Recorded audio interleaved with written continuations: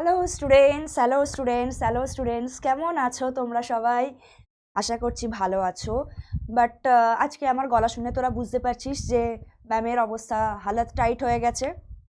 আগের দিন ক্লাস করাতে পারিনি, আগের দিন তোদের একটা ক্লাস মিস গেছে, তার জন্য খুবই সরি। আমার শরীরটা একটু খারাপ ছিল, আর তার সাথে ইলেকশনের দরুন কিছু প্রবলেম হচ্ছিল, তাই জন্য পারিনি ক্লাসটা করাতে। বাট চিন্তা করিস না, আমি আছি তোদের সাথে, অবশ্যই ভালোভাবে একদম ক্লাসটা হবে, ঠিক আছে? আর এখন প্রচণ্ড গরম পড়েছে বাচ্চারা, প্লিজ তোরা কিন্তু মানে এই গরমটাকে একটুখানি ভালোভাবে হ্যান্ডেল করিস। প্রচণ্ড বাইরে তাপ আছে, বাড়িতে ঢুকেই এত ঠান্ডা জল খাস না, আইসক্রিম লস্যি যাই খাস না কেন একটু ধীরে সুস্থে খাস, ঠিক আছে? বাড়িতে ঢুকে একদম একদম ডিরেক্টলি ফ্রিজ থেকে বার করে ঠান্ডা জল খাচ্ছিস, বা একটা আইসক্রিম বার করে খেয়ে নিলি, বা একটা লস্যি খেয়ে নিলি, এইটা করিস না। একটু বস, ঠান্ডা হ, গাটা শুকাক, ঘামটা শুকাক, তারপরে তোরা যা খুশি খাস। আর ডিরেক্ট ঠান্ডা জলটা না খেয়ে কি একটু ঠান্ডা জলের সাথে নর্মাল ওয়াটার মিশিয়ে সেটা খাস, ঠিক আছে? না হলে কিন্তু এই আমার মতনই অবস্থা হবে। নিজে ভুগছি বলে তোদেরকে বলতে পারছি যে সেটা করিস না। তো চলো, আজকের ক্লাসটা কি আছে, যত অবধি পড়ানো হয়েছে তারপরের থেকে আজকে আমি স্টার্ট করছি, ঠিক আছে? চলো, ফার্স্ট আমরা আগের দিন কি বলেছিলাম যে মাইকেলিস মেন্টেন যে সমীকরণটা আছে সেইটা আমরা আজকে পড়বো। আগের দিন আমি জাস্ট সমীকরণটা তোমাদেরকে বলেছিলাম। তো সমীকরণটা কি ছিল? সমীকরণটা ছিল ভি জিরো, ভি জিরোকে ভি নটও বলা হয়, ঠিক আছে? ভি জিরো বা V naught equal to V max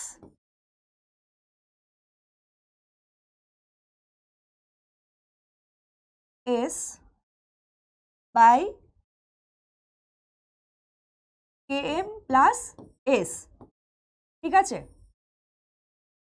তো এখানে আমি প্রত্যেকটা একবার করে চিহ্নিত করে দিচ্ছি কোনটা কি। ভি জিরো ইকুয়াল টু কি? ভি জিরো ইকুয়াল টু হচ্ছে বিক্রিয়ার গতিবেগ,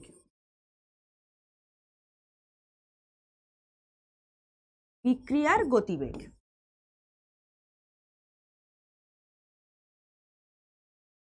ঠিক আছে? নেক্সট কি আছে? V max.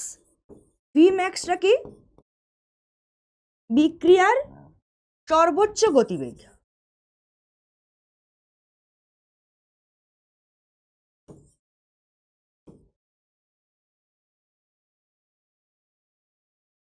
ঠিক আছে? নেক্সট কি আছে? এস। এস ইকুয়াল টু হচ্ছে সাবস্ট্রেটের ঘনত্ব, ঠিক আছে? এস হচ্ছে সাবস্ট্রেটের ঘনত্ব।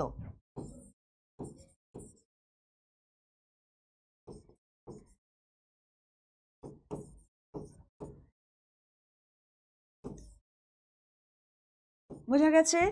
আর লাস্ট হচ্ছে কে এম, ঠিক আছে? এই কে এমটাই হচ্ছে মাইকেলিস মেন্টেন ধ্রুবক, ঠিক আছে, বা কনস্ট্যান্ট।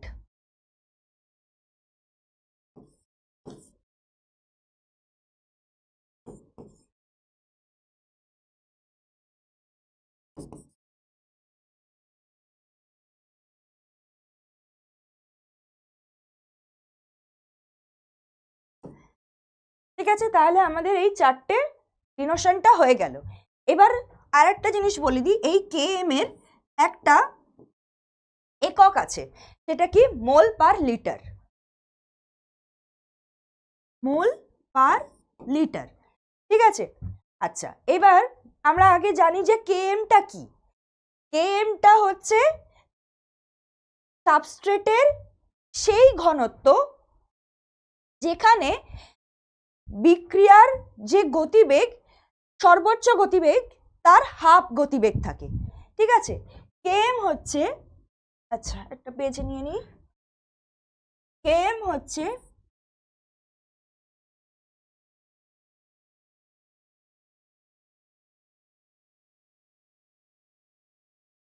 সাবস্ট্রেটের সেই ঘনত্ব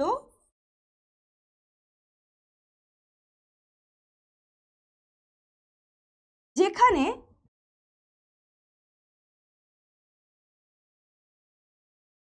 বিক্রিয়ার গতিবেগ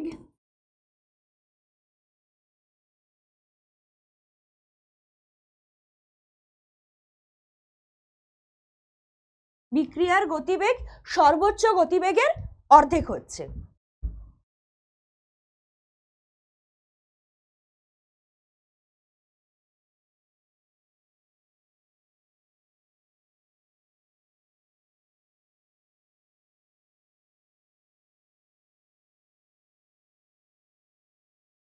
ঠিক আছে, সর্বোচ্চ গতিবেগ কি? V max. ঠিক আছে, ভি ম্যাক্সটা কি? ভি ম্যাক্স হচ্ছে যে মোলার ঘনত্বে বিক্রিয়ার গতিবেগ সর্বাধিক হয়। ঠিক আছে, যে মোলার ঘনত্বে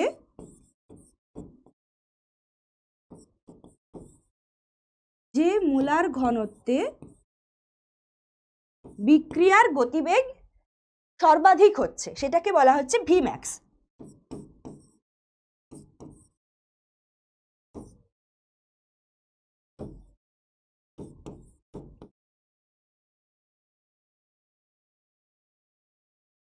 ঠিক আছে, আর এখানে আমরা আরেকটা জিনিস পড়বো,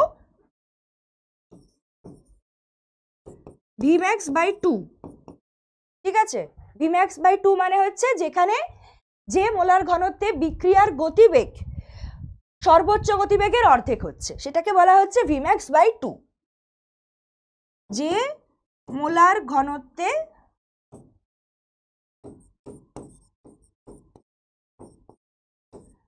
বিক্রিয়ার গতিবেগ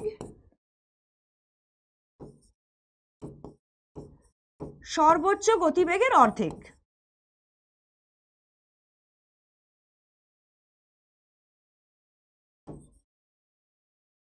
ঠিক আছে, সেটাকে বলা হচ্ছে Vmax by 2।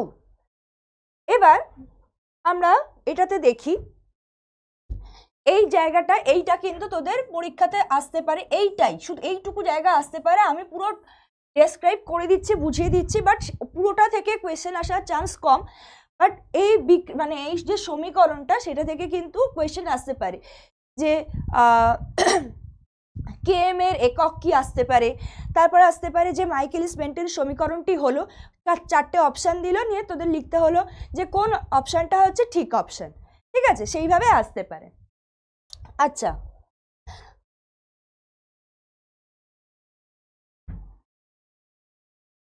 আচ্ছা আমরা এটা দেখি কি আছে। এবার আমরা এই যদি এইটাকে দেখি তাহলে আমরা দেখব এই যে পোর্শনটায় আমরা একটা জিনিস বুঝে নিই আগে, সেটা হচ্ছে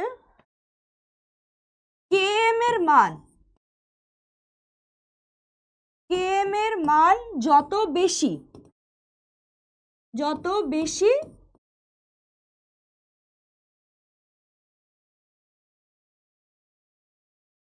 বেশিটা পরে বল, যত কম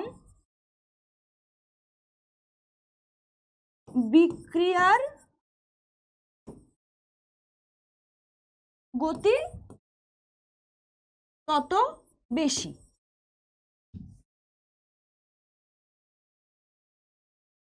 বিক্রিয়ার গতি বলবো না, আমি এটাকে এরকম ভাবে ডেসক্রাইব করি যে কেএম এর মান যত কম হবে তত সাবস্ট্রেটের প্রতি উৎসেচকের আসক্তি বেশি। এইভাবে যদি বলি, সাবস্ট্রেটের এস এর প্রতি মানে সাবস্ট্রেটের প্রতি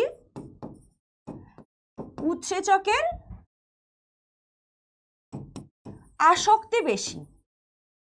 এবার এটাকে এক্সপ্লেন করি কিরকম আসবে। ধর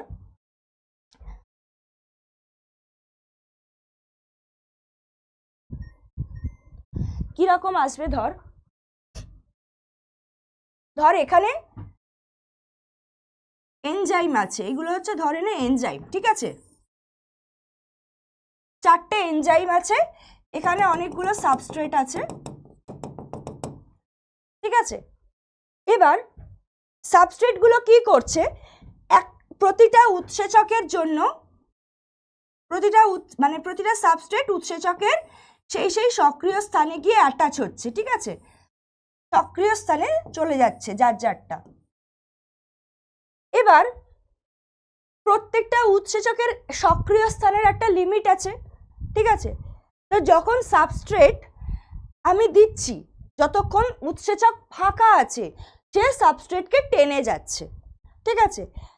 তো যত সে সাবস্ট্রেটকে টানছে তত বিক্রিয়ার যে গতি সেটাও কিন্তু বাড়ছে, মানে সাবস্ট্রেটও বেশি, বিক্রিয়ার গতিও বেশি, যখন উৎসেচকের সক্রিয় স্থান পুরোপুরি ফিল হয়নি। এবার আমি আরো সাবস্ট্রেট বাড়াচ্ছি, কিন্তু উৎসেচকের সক্রিয় স্থানে তো বললাম যেটা লিমিটেশন আছে, তাই তো, সে একটা নির্দিষ্ট পরিমাণ সাবস্ট্রেটই নিতে পারবে, তার বেশি সে নিতে পারবে না। কিন্তু আমরা কি করছি, আমরা সাবস্ট্রেট দিতেই থাকছি। তো উৎসেচক তার সক্রিয় স্থানের পরিমাপ অনুযায়ী সে যতক্ষণ সক্রিয় স্থান সম্পৃক্ত না হচ্ছে, সম্পৃক্ত মানে পুরোপুরি ফিল না হচ্ছে, ততক্ষণ সে সাবস্ট্রেটকে নিতেই থাকছে, তখন কিন্তু বিক্রিয়ার গতিবেগ বাড়তে থাকছে। কিন্তু একটা নির্দিষ্ট টাইমের পর যতই আমি সাবস্ট্রেট দিচ্ছি না কেন, উৎসেচকটা সম্পৃক্ত হয়ে গেছে, মানে উৎসেচকটা পুরো ফিল হয়ে গেছে, মানে ওখানে আর কোনো সক্রিয় স্থান বাকি নেই, বা ওখানে আর সাবস্ট্রেট ধরার উৎসেচকের ক্ষমতা নেই। তাহলে সেখানে যতই আমি সাবস্ট্রেট বাড়াই না কেন, উৎসেচকের যে ক্রিয়ার গতি, ঠিক আছে, সেটা তো একই থেকে যাবে, কারণ সে আর নতুন করে সাবস্ট্রেট নিতে পারছে না। একটা টাইম পর্যন্ত যতক্ষণ উৎসেচক ফাঁকা থাকছে, সক্রিয় স্থানগুলো ফাঁকা থাকছে, ততক্ষণ কি হচ্ছে, সে সাবস্ট্রেট যত আমি দিচ্ছি তত উৎসেচক নিচ্ছে, তত উৎসেচকের ক্রিয়া বাড়ছে।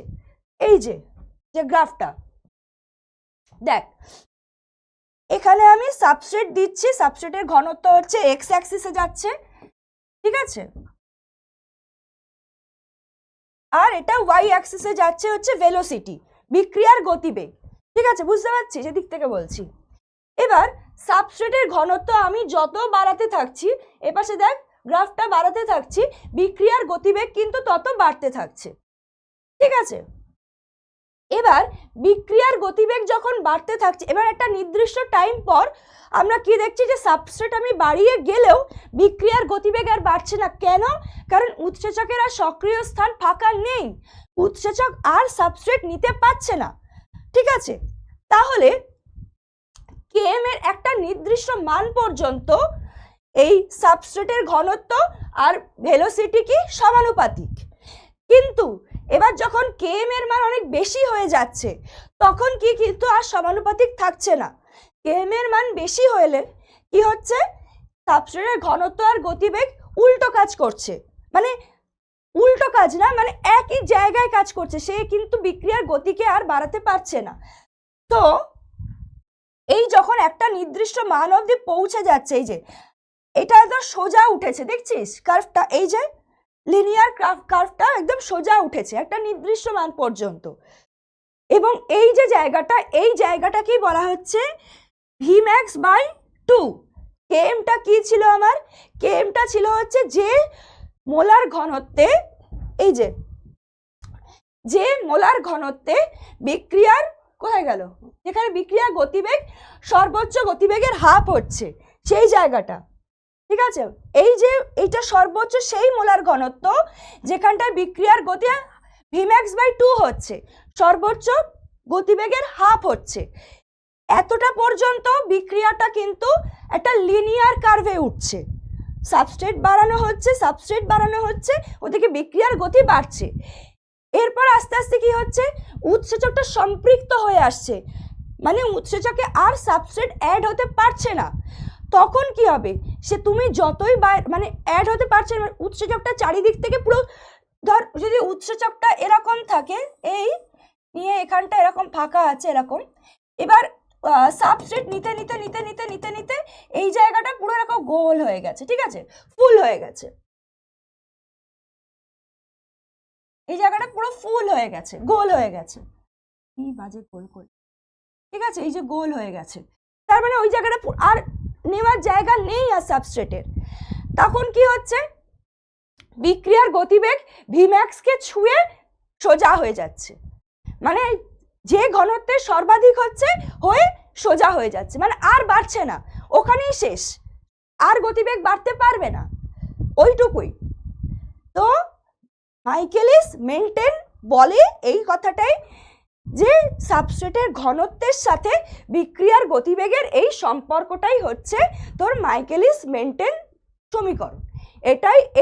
এই যে ইকুয়েশনটা রয়েছে, এই ইকুয়েশন থেকে এইটাই আমাদেরকে এখানে বোঝানো হচ্ছে। বোঝা গেল যে মাইকেলিস মেন্টেন সমীকরণে প্রত্যেকটা যে মানে এই যে সমীকরণটা তাহলে কোথা থেকে আসছে, প্রত্যেকটা ঘটনাটা কি, এই যে কার্ভটা কেন এলো, কোথা থেকে এলো, ঘটনাটা কি বোঝানো গেল, এই পোর্শনটাই হচ্ছে তোদের মাইকেলিস মেন্টেন সমীকরণ বা মাইকেলিস মেন্টেনের যে ইকুয়েশনটা আছে সেইটা। সেখানে আমি প্রত্যেকটা ডিনোট করে দিলাম, km একটা Vmax, একটা Vmax/2, ঠিক আছে।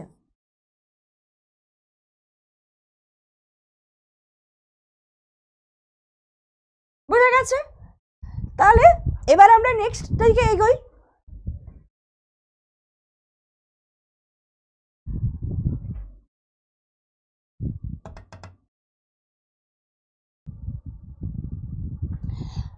তো এরপরে আমরা কি দেখব, এরপরে আমরা দেখব এনজাইম ইনহিবিশন। ঠিক আছে, এনজাইম ইনহিবিশনটা কি? ফার্স্ট অফ অল, এনজাইম ইনহিবিশনটা হচ্ছে এমন কিছু প্রতিরোধক বস্তু থাকে যেটা উৎসেচকের অনুঘটন ক্রিয়াকে বাধা দান করে। সোজা কথা, ইনহিবিশন মানে হচ্ছে বাধা দান করে। ঠিক আছে, এমন কিছু প্রতিরোধক থাকে যে প্রতিরোধকগুলি এনজাইমের ক্রিয়াকে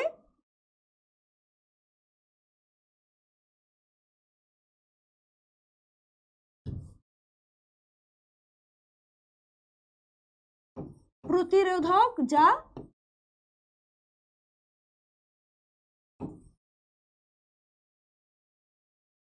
এনজাইমের ক্রিয়াকে, আরো ভালো করে বলতে পারি জৈব অনুঘটন ক্রিয়াকে,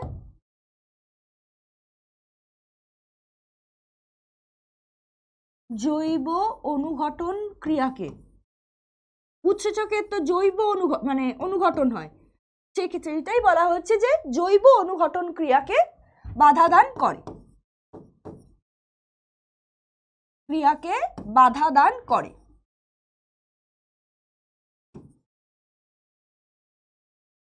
ঠিক আছে। তাকে কি বলা হচ্ছে? প্রতিরোধক যা এনজাইমের জৈব অনুঘটন ক্রিয়াকে বাধা দান করে, সেটাকে কি বলা হচ্ছে? এনজাইম ইনহিবিশন প্রক্রিয়াটা। এবার এনজাইম ইনহিবিশন দু রকম, একটা হচ্ছে পরিবর্তনশীল, একটা হচ্ছে অপরিবর্তনশীল। পরিবর্তনশীল মানে হচ্ছে সাময়িকভাবে যেটা বাধা দান করে। ঠিক আছে, এখানে একটাই কথা, যার সাময়িকভাবে বাধা দান করে।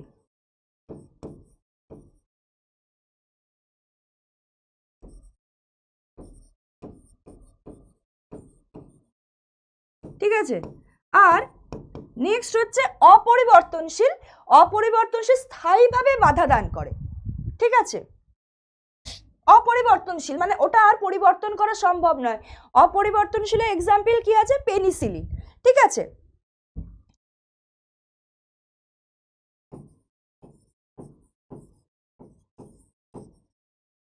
স্থায়ীভাবে বাধা দান করে।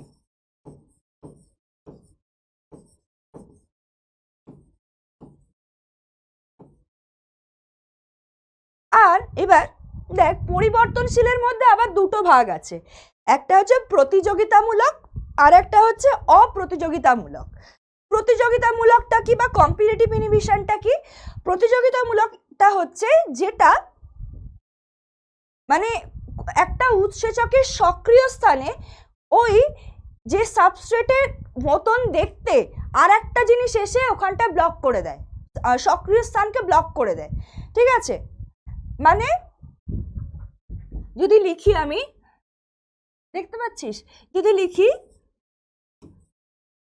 সাবস্ট্রেটের মতন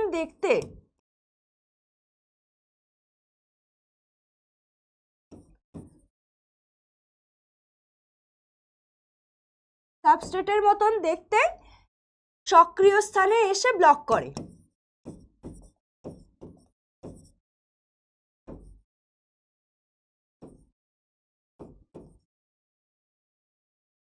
ঠিক আছে, সেটাকে বলা হচ্ছে কি? প্রতিযোগিতামূলক বা কম্পিটিটিভ ইনহিবিশন, যে পদার্থটা সাবস্ট্রেটের মতনই দেখতে, মানে ওই এনজাইমে যে ওই যে নির্দিষ্ট একটা সাবস্ট্রেট আছে তার মতনই দেখতে, সেইটা এসে ওই এনজাইমের সক্রিয় স্থানে মানে অ্যাক্টিভ সাইডে এসে ব্লক করে দিচ্ছে, সেইটাকে বলা হচ্ছে কি প্রতিযোগিতামূলক বা কম্পিটিটিভ ইনহিবিশন। ঠিক আছে, যেমন হচ্ছে রিটোনাভির, এক্সাম্পলগুলো মনে রাখবি, এক্সাম্পলগুলো থেকে কোয়েশ্চেন আসে, সেটা হচ্ছে কি রিটোনাভির। ঠিক আছে, কোথায় লিখি,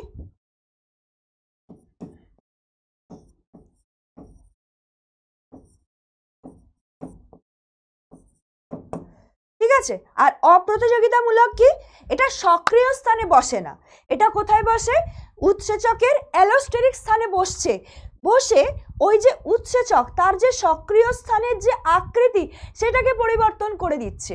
তার ফলে কি হচ্ছে, যে উৎসেচক সেখানে উৎসেচকের যে অ্যাকচুয়াল যে সাবস্ট্রেট সেটা ওখানে বসতে দেয় না। বোঝা গেল? একবার বলছি শোন, অপ্রতিযোগিতামূলক কি, উৎসেচকের যে আকৃতির মানে একটা সক্রিয় স্থান থাকছে, একটা কি থাকছে, অ্যালোস্টেরিক স্থান থাকছে। তো অপ্রতিযোগিতামূলক যে ইনহিবিশন সেখানটায় কি হচ্ছে, ওই যে উৎসেচকের যে অ্যালোস্টেরিক স্থান সক্রিয় স্থানে কিন্তু বসছে না, প্রতিযোগিতামূলকের ক্ষেত্রে কি হচ্ছে, সক্রিয় স্থানে বসছে, অপ্রতিযোগিতামূলকের ক্ষেত্রে কি সক্রিয় স্থান বাদে অ্যালোস্টেরিক স্থানে এসে বসছে, বসে কি করছে, ওই যে উৎসেচকের যে সক্রিয় স্থান সেটার আকৃতিকে পরিবর্তন ঘটিয়ে দিচ্ছে, যার ফলে সাবস্ট্রেট এসে বসতে পারছে না।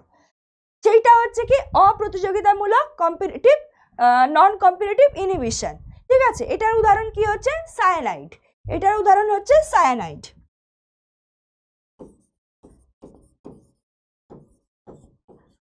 ঠিক আছে, এটা কি হচ্ছে, এটা অ্যালোস্টেরিক স্থানে এসে বসছে।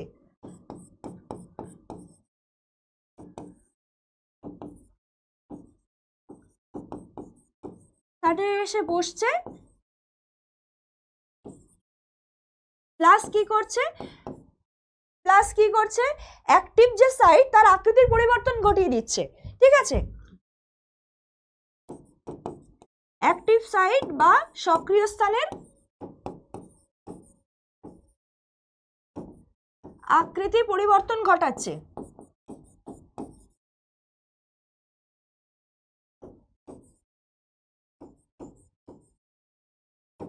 বোঝা গেল? তাহলে এনজাইম ইনহিবিশন যে প্রক্রিয়াটা সেটা কিন্তু ইজিলি সহজ করে এখানে বুঝিয়ে দিলাম। এইটাই আছে, এইটুকুই আছে। এক্সাম্পলগুলো ভালো করে পড়বি, এখান থেকে কিন্তু এক্সাম্পলটা আসে, প্রচুর আসে এক্সাম্পল, যে একটা প্রতিযোগিতামূলক ইনহিবিশন যে ইয়েটা রয়েছে, স্যার একটা উদাহরণ দাও, একটা অপ্রতিযোগিতামূলকের উদাহরণ দাও, একটা অপরিবর্তনশীলের উদাহরণ দাও। তো এই জায়গাগুলো থেকে কিন্তু কোয়েশ্চেন আসে, শর্ট কোয়েশ্চেন যেগুলো এমসিকিউ করে আসে, তোদের তো থার্ড সেমিস্টারে তোদের এমসিকিউগুলোই আছে।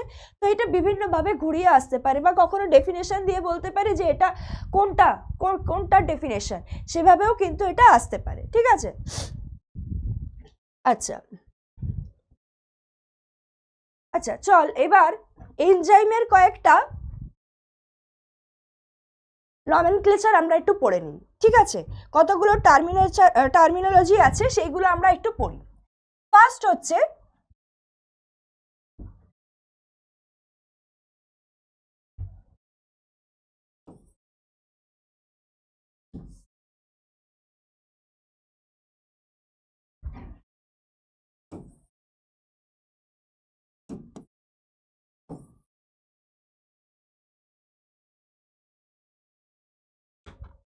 টার্মিনোলজিগুলো একটু পড়ে নিই। ঠিক আছে,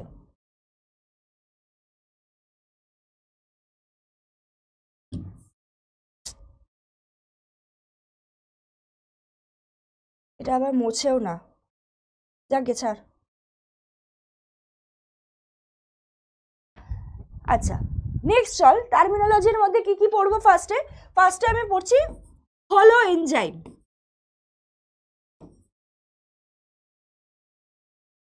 হলো এনজাইম,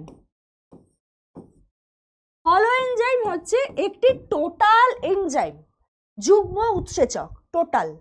ঠিক আছে, একটা এনজাইম যেটা হচ্ছে পরিপূর্ণ সমস্ত দিক থেকে, সেটাকেই বলা হচ্ছে হলো এনজাইম। পরেরটা বলি, বুঝতে পারবি। হলো এনজাইমে দুটো পার্ট থাকে, একটা কি, একটা হচ্ছে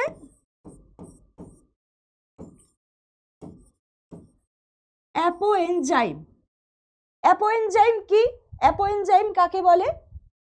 উৎসেচকের প্রোটিন অংশটিকে বলা হয় অ্যাপোএনজাইম। ঠিক আছে,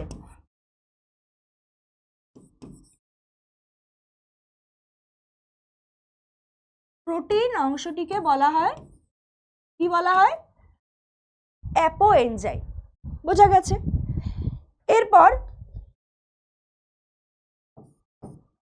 যোগ চিহ্ন কেন বলছি? হলো এনজাইম কি বললাম? যুগ্ম উৎসেচক। এটা একটা পরিপূর্ণ উৎসেচক, এর ভেতরে দুটো পার্ট থাকে। ঠিক আছে, কি কি থাকে? একটা হচ্ছে তোর বলে দিলাম অ্যাপোএনজাইম, যেটা উৎসেচকের প্রোটিন অংশ। উৎসেচকে তো প্রোটিন অংশটা লাগবেই, তার সাথে আরেকটা অংশও লাগবে, অপ্রোটিন অংশ। অপ্রোটিন অংশ না থাকলে উৎসেচকের ক্রিয়াকে কে কাজ করাবে? অপ্রোটিন অংশটাই কিন্তু উৎসেচকের ক্রিয়াটাকে ত্বরান্বিত করে, মানে বাড়ায়। ঠিক আছে, তো অপ্রোটিন অংশের মধ্যে তিনটে পোর্শন পড়ে। একটা কি কি? একটা হচ্ছে কোএনজাইম, কোফ্যাক্টর, আর একটা কি পড়ে? Prosthetic group. ঠিক আছে, কোএনজাইম, কোফ্যাক্টর, প্রস্থেটিক গ্রুপ। ঠিক আছে, সেটা কোফ্যাক্টর। ঠিক আছে, কোফ্যাক্টর জৈব বা অজৈব দুটোই হতে পারে। ঠিক আছে, জৈব অজৈব দুটোই হতে পারে হচ্ছে কোফ্যাক্টর। ঠিক আছে, এই কোফ্যাক্টরের একটা গল্প ভালো আছে। এই কোফ্যাক্টর আবার দু রকম জিনিস নিয়ে তৈরি হয়। কোফ্যাক্টরের দুটো পার্ট কি? যদি কোফ্যাক্টরকে দুটো পার্টে যাই, একটা হচ্ছে কোএনজাইম, ঠিক আছে, আর একটা হচ্ছে প্রস্থেটিক গ্রুপ। প্রস্থেটিক গ্রুপ, ওকে। কোএনজাইমটা কি?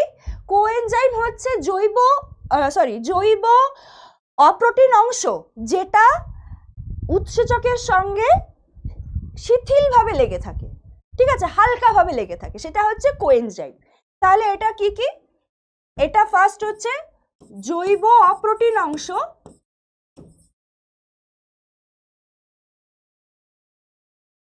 জৈব অপ্রোটিন অংশ, তার সাথে কি হচ্ছে? এনজাইমের সাথে শিথিলভাবে লেগে থাকে। ঠিক আছে,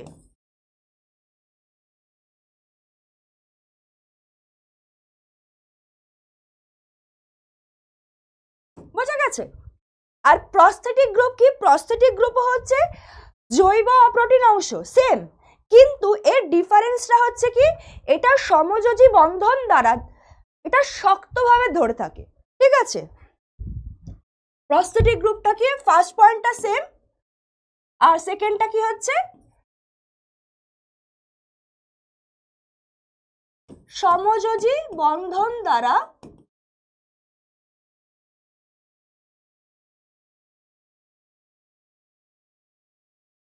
দৃঢ়ভাবে যুক্ত থাকে। ঠিক আছে, বুঝা গেছে? তাহলে হলো এনজাইম কি? হলো এনজাইম হচ্ছে একটা যুগ্ম উৎসেচক, যেটা হচ্ছে উৎসেচক হিসেবে পরিপূর্ণ সব দিক থেকে। ঠিক আছে, তার দুটো পার্ট, একটা কি? একটা হচ্ছে অ্যাপোএনজাইম, যেটা হচ্ছে কি প্রোটিন অংশ। এটা কিন্তু বিক্রিয়ার সক্রিয়তার হারকে বাড়াতে পারে না, সক্রিয়তার সাথে কোনো সম্পর্ক নেই প্রোটিন অংশের। এটা হচ্ছে উৎসেচকের যে গঠন, সেটা হচ্ছে ডিপেন্ড করে হচ্ছে অ্যাপোএনজাইমের ওপর। আর আরেকটা পার্ট কি? অপ্রোটিন অংশ, এইটা কোফ্যাক্টর। কোফ্যাক্টর পার্টটা হচ্ছে অপ্রোটিন অংশ। ঠিক আছে,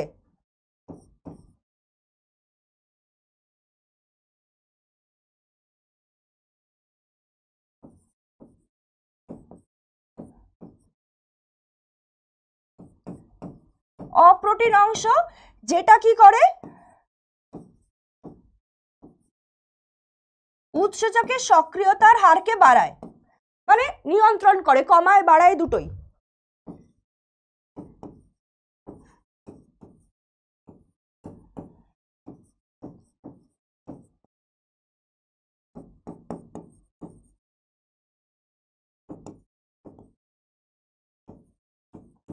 ঠিক আছে, তার আবার দুটো পার্ট, একটা কি কোএনজাইম আর একটা হচ্ছে prosthetic group. Coenzyme prosthetic group দুটোই হচ্ছে জৈব অপ্রোটিন অংশ, কিন্তু এদের পার্থক্যটা কোথায়? কোএনজাইম এনজাইমের সাথে শিথিলভাবে লেগে থাকে, প্রস্থেটিক গ্রুপ সমযোজী বন্ধন দ্বারা শক্তভাবে লেগে থাকে।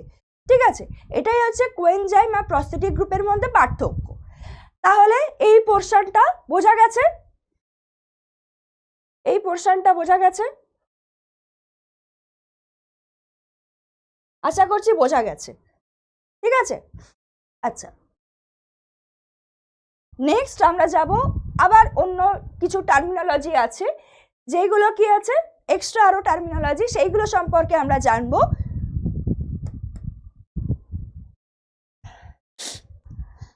তাহলে এবার যে টার্মিনোলজি গুলো দেখবো সেইগুলো কি, সেগুলো দেখ। ফার্স্টে আছে কি আছে আইসো এনজাইম। আইসো এনজাইমটা কি? আইসো এনজাইমটা হলো যে উৎসেচকগুলো একই ধরনের কাজ করে, একই ধরনের জৈব অনুঘটন ক্রিয়াতে উপস্থিত থাকে বা সেই কাজটা করে, কিন্তু তাদের ভেতরের যে অ্যামাইনো অ্যাসিডের যে গঠন সেইটা আলাদা হয়, সেইটা হচ্ছে আইসো এনজাইম। আইসো মানে কি? আইসো মানে সেম। ঠিক আছে, তাহলে সেম কাজ করছে। আইসো এনজাইম হচ্ছে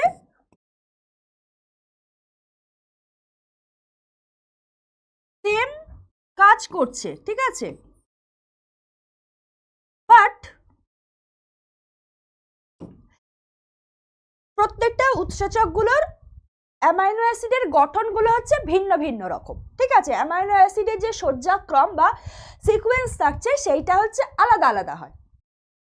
তাহলে অ্যামাইনো অ্যাসিড আলাদা আলাদা হওয়া মানেই তো এনজাইমটাও আলাদা আলাদা হচ্ছে, তাই না? আমরা এটা ফার্স্টেই পড়েছি যে অ্যামাইনো অ্যাসিডের গঠনগুলোর ওপরেই ডিপেন্ড করছে যে এটা এই উৎসেচক, সেটা সেই উৎসেচক, এইটা। ঠিক আছে, বাট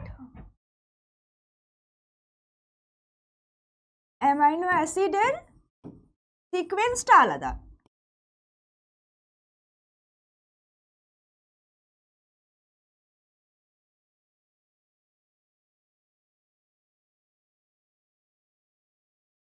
ঠিক আছে, এটা গেল গিয়ে আইসো এনজাইম। এবার কি আছে? এবার আছে প্রো এনজাইম। ঠিক আছে, প্রো এনজাইম কি বলছে? প্রো এনজাইম বলছে একটা উৎসেচক যে আদি অবস্থা থেকে আসছে। ঠিক আছে, যেমন পেপসিন যে উৎসেচক সেটা পেপসিনোজেন থেকে আসছে, তাহলে পেপসিনোজেন হলো পেপসিনের প্রো এনজাইম। ঠিক আছে, উৎসেচক উৎসেচক যে আদি অবস্থা থেকে আসছে, ঠিক আছে, মানে যে তার প্রাথমিক যে অবস্থাটা সেটাকেই বলা হচ্ছে প্রো এনজাইম। ঠিক আছে, যে আদি অবস্থা থেকে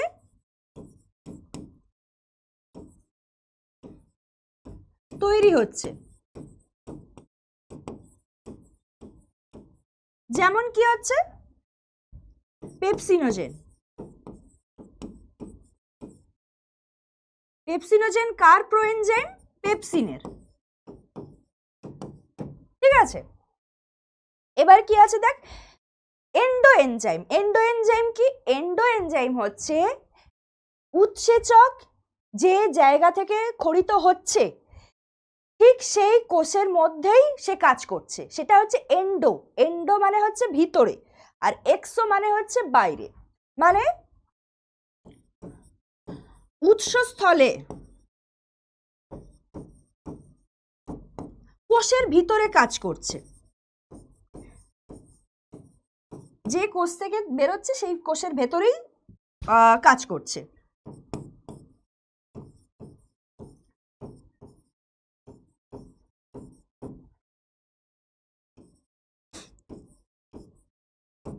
ঠিক আছে, আর একটা কি হচ্ছে এক্সো এনজাইম। এক্সো এনজাইম কি বলছে? যে উৎসেচকটা কি হচ্ছে কোষের থেকে নির্গত হয়ে বাইরে বেরিয়ে বাইরে কাজ করছে। ঠিক আছে, উৎসস্থলে না, কোষের বাইরে কাজ করছে। এ বাবা,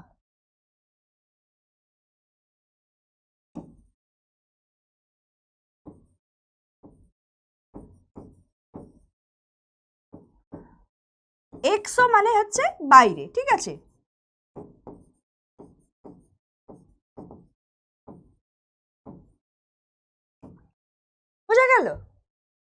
আর একটা কি বলছে অ্যান্টি এনজাইম। অ্যান্টি এনজাইমটা কি? অ্যান্টি এনজাইমটা হচ্ছে যে উৎসেচক মানে যে পদার্থটা মানে যে উৎসেচকটা ক্রিয়াকে বাধা দিচ্ছে, ঠিক আছে?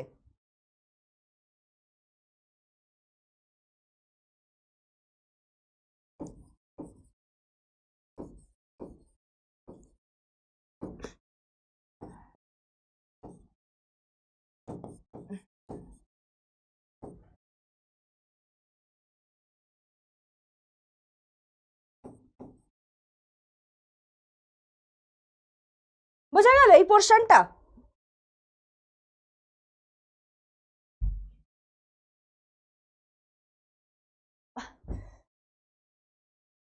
বোঝা গেছে isoenzyme, proenzyme, endoenzyme, exoenzyme আর হচ্ছে অ্যান্টি এনজাইম। এই জায়গাগুলো থেকে শর্ট কোয়েশ্চেনই আসবে, বলে দেবে যে এটা কি, মানে ডেফিনেশনটা লিখে বলে দিল যে এটা কার ডেফিনেশন, এরকম ভাবে আসতে পারে, ঠিক আছে? আচ্ছা, নেক্সট আসছি আমরা রেগুলেটরি এনজাইম, ঠিক আছে? এর সাথে সাথেই আমরা এই দুটোর সাথে সাথেই আমরা পড়বো হচ্ছে উৎসেচকের ক্রিয়া পদ্ধতি নিয়ন্ত্রণ, ঠিক আছে? সেটাও আমরা এরই সাথে সাথে পড়বো। আচ্ছা, ফার্স্ট এখানে বলছে অ্যালোস্টেরিক রেগুলেটরি এনজাইম কি? রেগুলেটরি এনজাইম হচ্ছে উৎসেচকের ক্রিয়াকে যে নিয়ন্ত্রণ করছে তাকেই বলা হচ্ছে রেগুলেটরি এনজাইম, ঠিক আছে? যে পদার্থ মানে উৎসেচকের রেগুলেটরি এনজাইম মানে উৎসেচকের যে ক্রিয়াটা বা গতিকে নিয়ন্ত্রণ করছে তাকেই বলা হচ্ছে রেগুলেটরি এনজাইম, ঠিক আছে?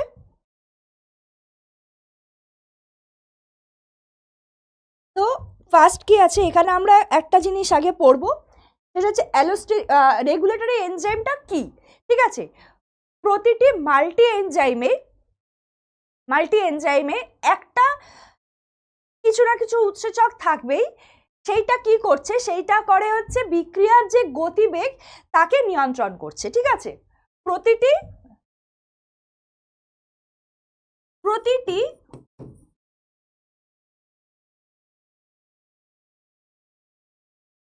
মাল্টি এনজাইম কমপ্লেক্সের ভেতর কমপ্লেক্সে এমন একটি উৎসেচক থাকছে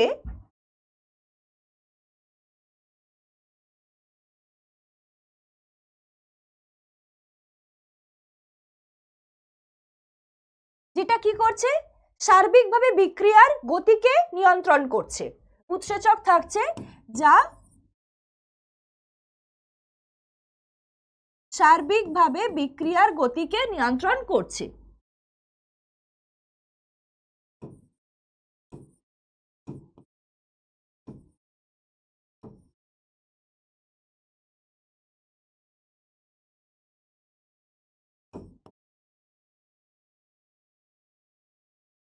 ঠিক আছে, এইটাকে বলা হচ্ছে কি রেগুলেটরি এনজাইম।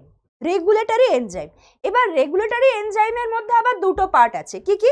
একটা হচ্ছে অ্যালোস্টেরিক এনজাইম আর একটা হচ্ছে কি সমযোজী নিয়ন্ত্রক উৎসেচক, ঠিক আছে? একটা হচ্ছে অ্যালোস্টেরিক এনজাইম। অ্যালোস্টেরিক এনজাইমটা কি? অ্যালোস্টেরিক এনজাইম হচ্ছে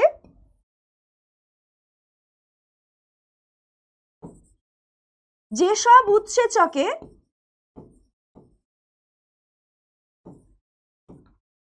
অ্যাক্টিভ সাইট ছাড়া, অ্যাক্টিভ সাইট মানে হচ্ছে সক্রিয় স্থান, ঠিক আছে, ছাড়া আরো এক বা একাধিক অ্যালোস্টেরিক স্থান থাকে। এবার অ্যালোস্টেরিক স্থানটা কি সেটা পরে বলছি। এক বা একাধিক অ্যালোস্টেরিক স্থান থাকে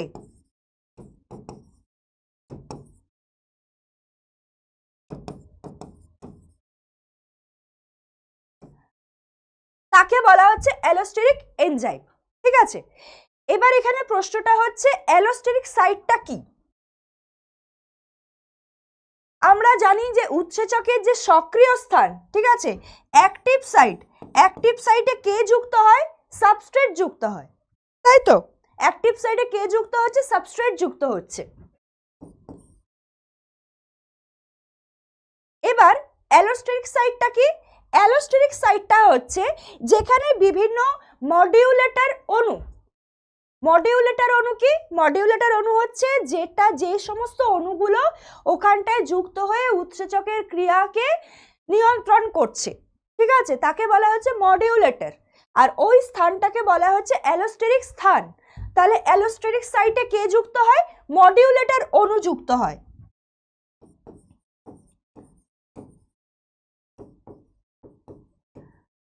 মডিউলেটর অণু যুক্ত হচ্ছে, ঠিক আছে, অ্যালোস্টেরিক সাইটে। তাহলে অ্যালোস্টেরিক সাইটটা কি? তাহলে সেটা বোঝা গেল তো, যেখানে যে সব উৎসেচকে সক্রিয় স্থান ছাড়াও অ্যালোস্টেরিক সাইট থাকে সেটাকে বলা হচ্ছে অ্যালোস্টেরিক এনজাইম। আর অ্যালোস্টেরিক সাইটটা কি? অ্যালোস্টেরিক সাইটে সক্রিয় স্থানে তো সাবস্ট্রেট যুক্ত হচ্ছে। অ্যালোস্টেরিক সাইটটা কি? যে অ্যালোস্টেরিক উৎসেচকের যে স্থানে মডিউলেটর অণু যুক্ত হয় তাকে বলা হচ্ছে, অণু যুক্ত হয়ে বিক্রিয়ার যে গতি বা বিক্রিয়ার যে সক্রিয়তার হার সেটাকে নিয়ন্ত্রণ করছে, সেটাকে বলা হচ্ছে অ্যালোস্টেরিক সাইট। বোঝা গেল? নেক্সট কি আছে? সমযোজী নিয়ন্ত্রক উৎসেচক। এটা কি করছে? নেক্সট কি আছে দেখ, নেক্সট আছে হচ্ছে সমযোজী নিয়ন্ত্রক উৎসেচক। কি বলছে? যে কিছু কিছু এনজাইম আছে যাদের উভমুখী সমযোজী যে বন্ধন সেটা রূপান্তরের ফলে মানে ক্রিয়াটা নিয়ন্ত্রিত হয়, তাকে বলা হচ্ছে সমযোজী নিয়ন্ত্রক উৎসেচক। কি বলছে? কিছু উৎসেচক আছে যার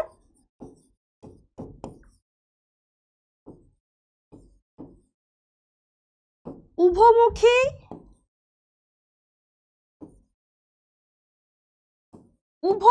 মানে বুঝতে পারছিস, মানে এদিকেও যাবে ওদিকেও যাবে, সমযোজী বন্ধন রূপান্তরের মাধ্যমে ক্রিয়া নিয়ন্ত্রিত হয়, রূপান্তরের মাধ্যমে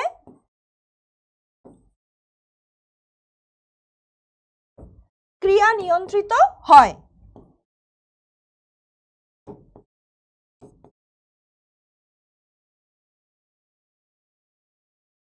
ঠিক আছে, এটাকে বলা হচ্ছে কি? সমযোজী নিয়ন্ত্রক উৎসেচক। ঠিক আছে, এটা ধরে নে এক্সট্রা বলেই আমি পড়িয়ে রাখলাম জিনিসটা, এক্সট্রা বলেই আমি কি বাজে এক্সট্রাই লিখলাম। ঠিক আছে, এই পোর্শনটা এক্সট্রা বলেই আমি লিখলাম। ঠিক আছে, জাস্ট দুটোর নাম মনে রাখ, রেগুলেটরি এনজাইমটা কি কাজ করে সেটা মনে রাখ, আর এই দুটোর নাম মনে রাখ, ব্যাস এটাই। ঠিক আছে, এবারে আমি আসি নেক্সট যে পোর্শনটা আছে, রেগুলেটরি এনজাইমটা হয়ে গেল, এরপরে আসবো হচ্ছে উৎসেচকের ক্রিয়া পদ্ধতি নিয়ন্ত্রণ। ঠিক আছে,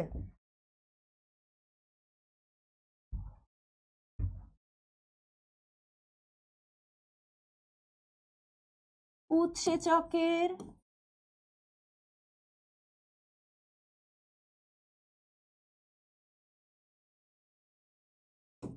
ক্রিয়া পদ্ধতি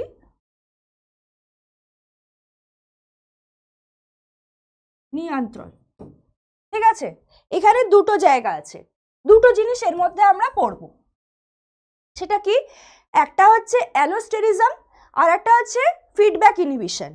ঠিক আছে, একটা হচ্ছে অ্যালোস্টেরিজম আর একটা হচ্ছে ফিডব্যাক ইনহিবিশন।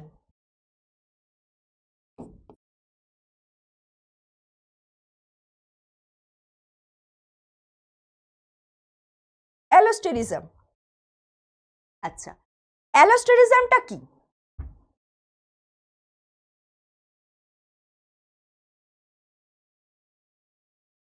তাহলে অ্যালোস্টেরিজমটা কি? অ্যালোস্টেরিজমটা হচ্ছে উৎসেচকের যে বিশেষ বৈশিষ্ট্যের জন্য, আমরা লিখি বিষয়টা, উৎসেচকের যে বিশেষ বৈশিষ্ট্যের জন্য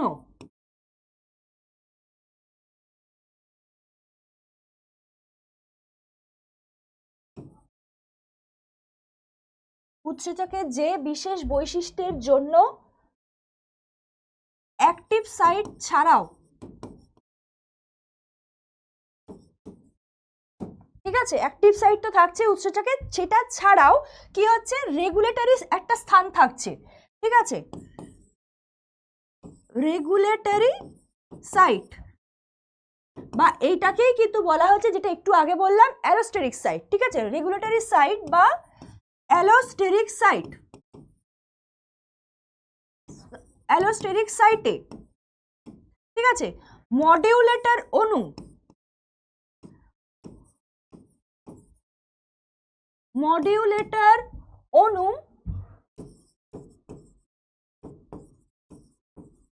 যুক্ত হয়, ঠিক আছে, যুক্ত হচ্ছে এবং সক্রিয় স্থানের পরিবর্তন ঘটিয়ে প্রতিটা কথাই কিন্তু এখানে অত্যন্ত ইম্পর্টেন্ট, ঠিক আছে, সক্রিয় স্থানের পরিবর্তন ঘটিয়ে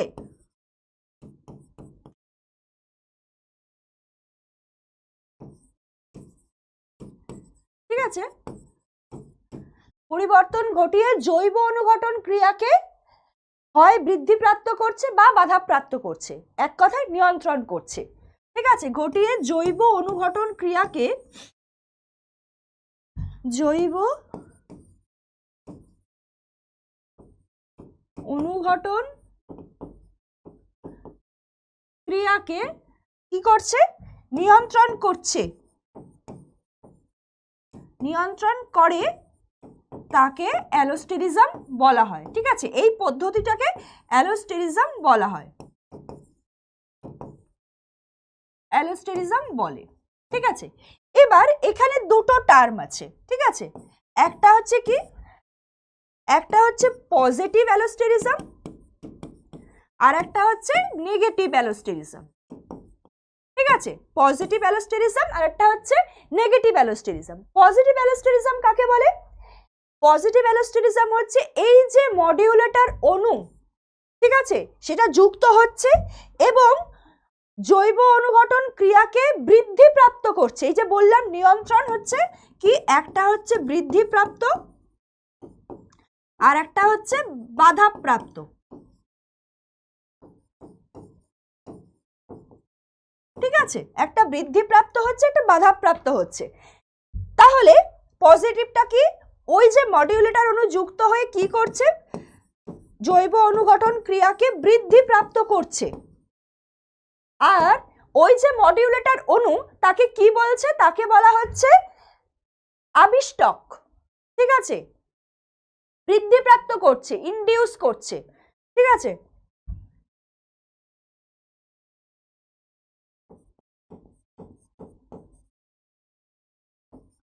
আবিষ্টক। আর নেগেটিভটা কি বলছে, মডিউলেটর অণু যুক্ত হয়ে বাধাপ্রাপ্ত হচ্ছে, ঠিক আছে, সক্রিয় স্থানে পরিবর্তন ঘটাচ্ছে এবং জৈব অনুঘটন ক্রিয়াকে বাধাপ্রাপ্ত করছে, ঠিক আছে, সেটা হচ্ছে নেগেটিভ, ঠিক আছে, এখানে বাধাপ্রাপ্ত করছে। আর এই যে মডিউলেটর অণুটাকে কি বলা হচ্ছে, প্রতিরোধক অণু, প্রতিরোধক অণু,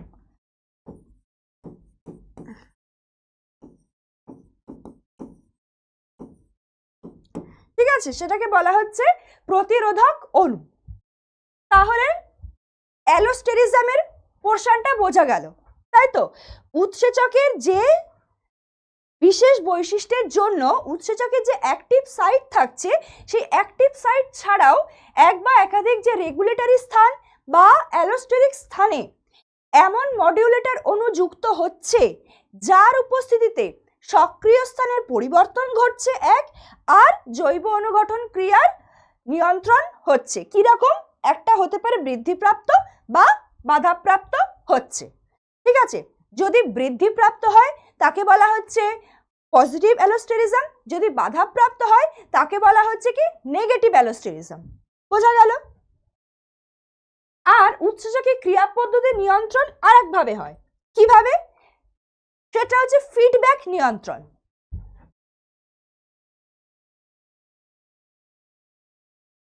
ফিডব্যাক নিয়ন্ত্রণ কি করছে, ফিডব্যাক নিয়ন্ত্রণ একটা হচ্ছে ধনাত্মক, একটা হচ্ছে ঋণাত্মক। ধনাত্মক ফিডব্যাক নিয়ন্ত্রণ আর একটা হচ্ছে ঋণাত্মক ফিডব্যাক নিয়ন্ত্রণ। ধনাত্মক ফিডব্যাক নিয়ন্ত্রণের ক্ষেত্রে কি হচ্ছে, যে প্রোডাক্ট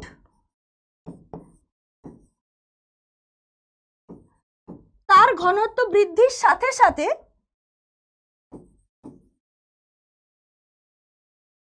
এনজাইম অ্যাক্টিভিটি বাড়ছে, এটা হচ্ছে ধনাত্মক, দুটোই বাড়ছে। ঋণাত্মকের ক্ষেত্রে কি হচ্ছে, প্রোডাক্টের ঘনত্ব বৃদ্ধির সাথে সাথে এনজাইম অ্যাক্টিভিটি কমছে। এটা হচ্ছে ফিডব্যাক নিয়ন্ত্রণ, ঠিক আছে, যেটা হচ্ছে প্রোডাক্টের মানে বিক্রিয়াজাত পদার্থের ঘনত্বের ওপর নির্ভরশীল। এইভাবে এটা হচ্ছে।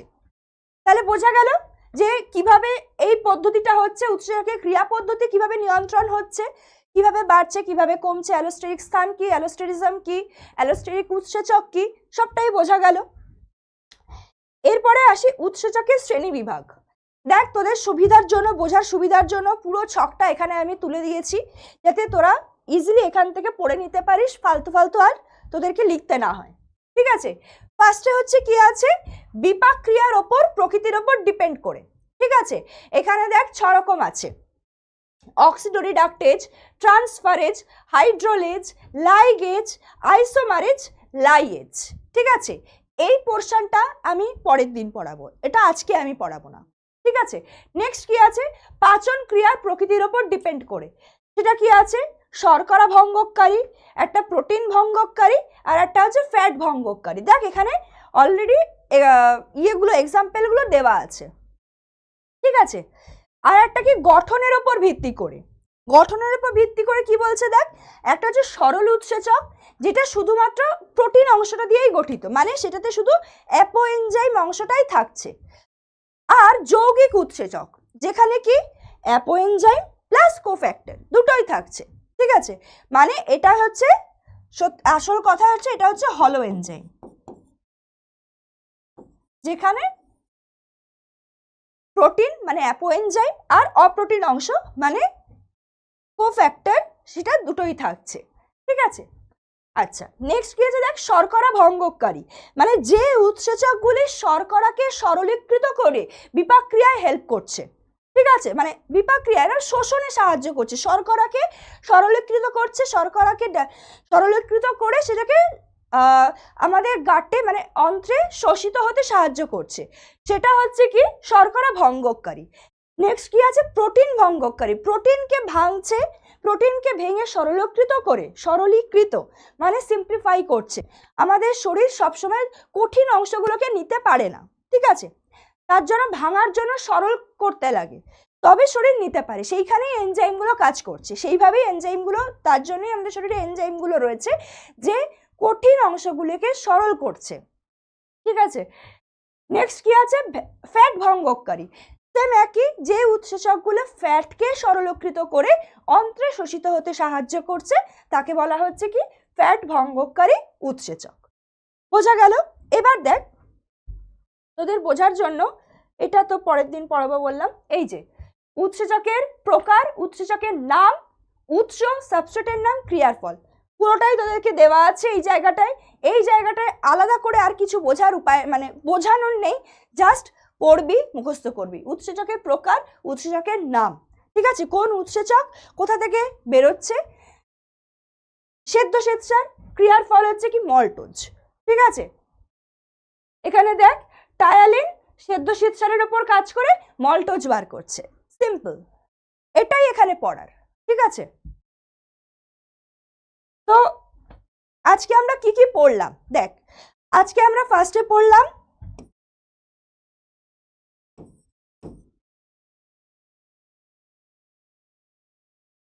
মাইকেলিস মেন্টেন সমীকরণ। আশা করি তোদের আর বুঝতে অসুবিধা নেই, তাও যদি বুঝতে অসুবিধা থাকে আমাকে জানাবি ডাউট সেকশনে, ঠিক আছে। নেক্সট কি পড়লাম, অনেকগুলো আমরা টার্মিনোলজি পড়লাম, ঠিক আছে। নেক্সট কি পড়লাম? উৎসেচকের ক্রিয়া পদ্ধতি নিয়ন্ত্রণ।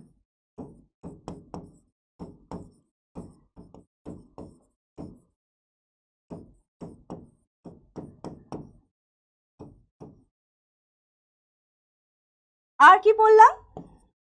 উৎসেচকের ক্লাসিফিকেশন। তার দুটো পার্ট পড়েছি, একটা পার্ট আমরা নেক্সট দিন পড়ব।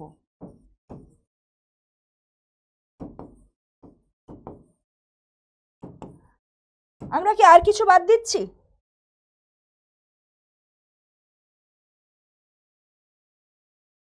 ও, আর একটা জিনিস বাদ দিলাম, এনজাইম ইনহিবিশন।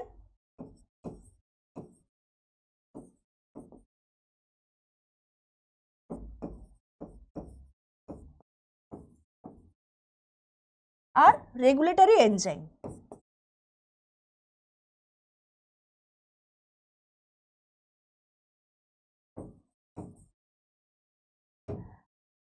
তো আশা করছি আজকের ক্লাসটা বুঝতে তোদের অসুবিধা হয়নি। আমার গলার একটু সমস্যা তোদের হতে পারে বুঝতে, যদি কোথাও প্রবলেম হয়ে থাকে ডাউট সেকশানে অবশ্যই আমাকে বল, আমি রিপ্লাই করার চেষ্টা করব।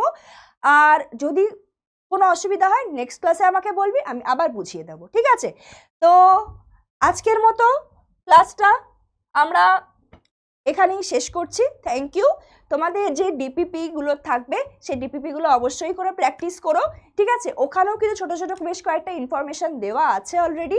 তো আজকের ক্লাসটা এতটুকুই, এই পর্যন্ত। পরের ক্লাসে আবার দেখা হচ্ছে। ওকে, টাটা।